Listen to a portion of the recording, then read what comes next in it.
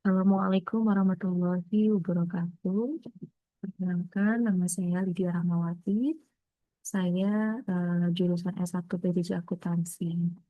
Pada hari ini saya akan mempresentasikan terkait UAS Ekonomi Makro. Izin saya share screen, materi yang akan saya sampaikan.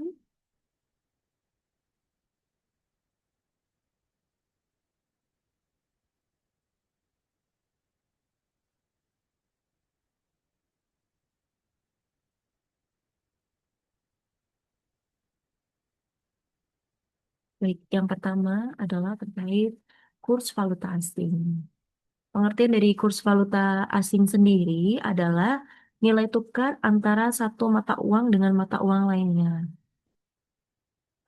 Berikut jenis-jenis kurs itu sendiri. Yang pertama ada kurs jual, yaitu kurs yang digunakan bank untuk menjual valuta asing kepada nasabah.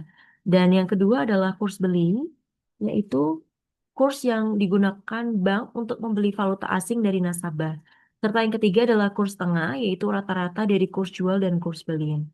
Lalu apa saja sih sistem dari kurs itu sendiri? Yang pertama ada fixed exchange rate, yaitu kurs ditentukan oleh pemerintah atau bank sentral.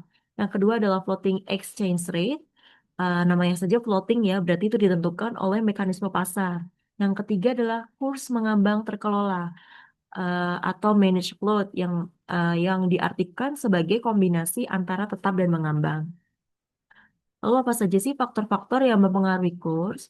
Yang pertama adalah inflasi, yang kedua adalah suku bunga, yang ketiga adalah neraca perdagangan, yang keempat adalah intervensi bank sentral, dan yang terakhir adalah situasi politik dan ekonomi global. Kita tahu sendiri bahwa kurs sangat berpengaruh ya dalam dunia global trade. Yang pertama adalah terkait ekspor dan impor. Apa sih yang terjadi ketika kurs itu menguat? Ketika kurs menguat itu maka berdampak pada ekspor turun dan impor naik. Ketika kurs itu melemah, maka kebalikannya dari ekspor menguat tadi, ekspornya naik, impornya turun. Yang kedua, eh, terkait utang luar negeri. Apabila kurs itu naik, maka nilai utang akan meningkat. Dan yang ketiga adalah investasi asing. Investasi asing itu berpengaruh pada stabilitas kurs menarik investor. Berikut contoh perhitungan kurs. Jika soalnya ketika kita membeli 100 US dollar, berapa sih rupiah yang dibutuhkan? Berarti kita tinggal kali saja 100 dikali kurs jualnya yaitu 15.500 senilai 1.550. Kurs dan akuntansi. Transaksi internasional itu dicatat sebagai kurs saat transaksi atau biasa disebut kurs spot.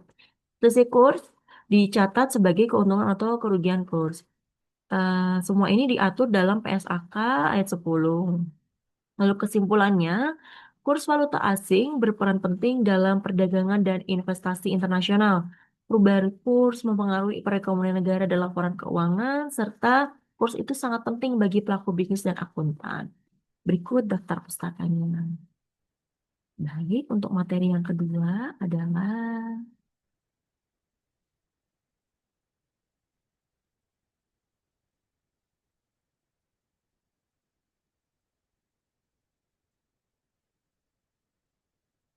terkait international linkage dalam perusahaan.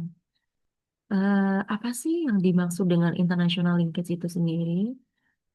International linkage adalah keterkaitan dan hubungan antara perusahaan dengan pasar global, mitra internasional, dan sistem ekonomi. Namanya aja linkage ya. Linkage itu artinya adalah berhubungan. Berhubungan antar siapa? Satu dengan yang lainnya. Kalau kayak gini, siapa sih yang berhubungan perusahaan dengan pasar global, dengan mitra internasional, dan sistem ekonomi dunia? Lalu, eh, i- international linkage ini mencakup perdagangan internasional, investasi asing, kemitraan strategis, dan transfer teknologi. Bentuknya tuh seperti apa sih international linkage itu? Yang pertama, ada ekspor impor, ada FDI atau foreign direct investment. Yang ketiga, ada aliansi strategik atau joint venture. Yang keempat, ada waralaba internasional. Dan yang terakhir adalah akuisisi atau merger lintas negara. Nah, Tujuan linkage internasional ini untuk apa? Pasti tidak lain tidak bukan, yaitu untuk meningkatkan pasar dan pelanggan, untuk mendapatkan keuntungan. Yang kedua adalah untuk mengakses sumber daya, modal, teknologi, dan SDM. Dan yang ketiga adalah diversifikasi resiko bisnis. Dan yang terakhir yaitu meningkatkan efisiensi operasional. Lah, manfaatnya apa ya? Yang pertama yaitu untuk meningkatkan daya saing global. Yang kedua adalah akses ke teknologi dan inovasi. Tentu saja untuk ekspansi pasar yang lebih luas, untuk efisiensi biaya produksi, serta transfer pengetahuan dan budaya. Tantangannya apa sih ketika kita menjalankan linkage internasional ini? Yang pertama, terkait risiko fluktuasi mata uang. Yang kedua adalah pastinya perbedaan budaya dan bahasa. Yang ketiga, regulasi dan peraturan lokal. Yang keempat, risiko politik dan ekonomi global serta kompleksitas logistik internasional.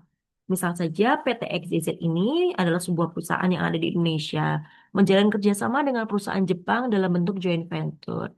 Tujuannya apa nih PT XYZ kok bekerja sama dengan perusahaan Jepang? Tidak lain tidak bukan pasti untuk mendapatkan keuntungan, untuk transfer teknologi, ekspansi pasar Asia Timur. Hasilnya apa? Untuk meningkatkan penjualan dan efisiensi produksi. Tantangannya pasti culture atau budaya dari perusahaan Jepang dan budaya Indonesia pasti berbeda. Sistem kerjanya pun juga berbeda. Lalu eh, strategi apa saja sih supaya linkage internasional ini bisa sukses? Yang pertama adalah kita harus menganalisis pasar global secara mendalam. Apa sih yang dibutuhkan pasar global? Lalu yang kedua adalah kita harus beradaptasi nih terhadap budaya lokal. Yang ketiga adalah pengelolaan risiko mata uang dan hukum. Yang keempat adalah kemitraan strategis yang tepat. Dan yang terakhir adalah investasi dalam SDM internasional. Jadi kesimpulannya adalah international linkage sangat penting untuk pertumbuhan dan daya saing perusahaan. Yang kedua, perusahaan juga harus mampu beradaptasi dengan lingkungan global. Serta, ini yang paling penting adalah strategi yang tepat dapat meningkatkan keberhasilan internasionalisasi. Berikut referensi yang kami cantumkan. Mungkin itu saja yang dapat kami sampaikan. Terima kasih. Mohon maaf apabila ada kekurangan. Wassalamualaikum warahmatullahi wabarakatuh.